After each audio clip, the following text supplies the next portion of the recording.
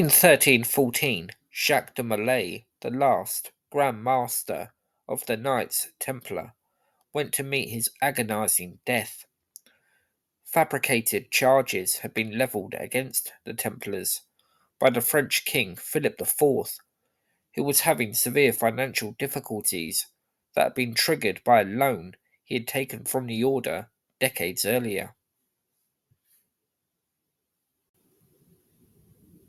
Philip saw the Templars' incredible wealth as a chance to ease those burdens, and in order to do so, a series of ridiculous and unfounded accusations were thrown at the order.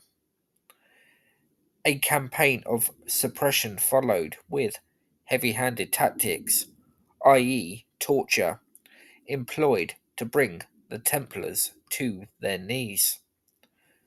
False confessions were extracted, and one of those confessions came from Jacques de Molay himself. Shortly before his execution, the Grand Master retracted that confession.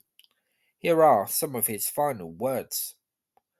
I declare then, in the face of heaven and earth, and acknowledge, though to my eternal shame, that I have committed the greatest crimes.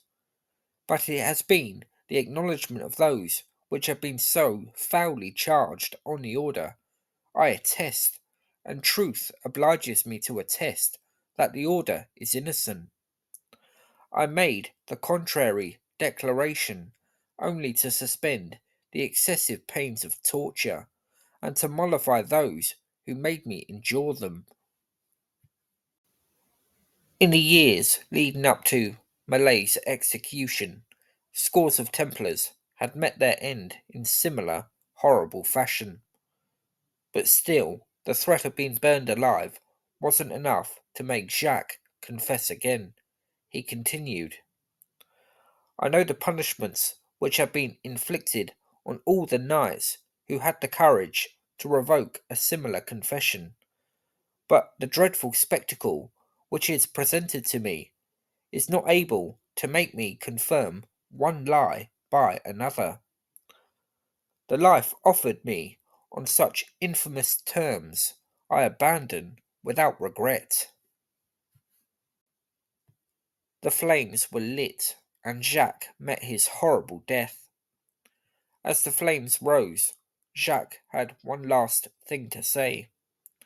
It's claimed that he proclaimed a curse against the lives of both Philip IV and Pope Clement V, the men who had brought about the order's violent end. If true, then the curse appeared to work. Clement died within weeks of Jacques' execution, and Philip was also dead before the year of 1314 was out.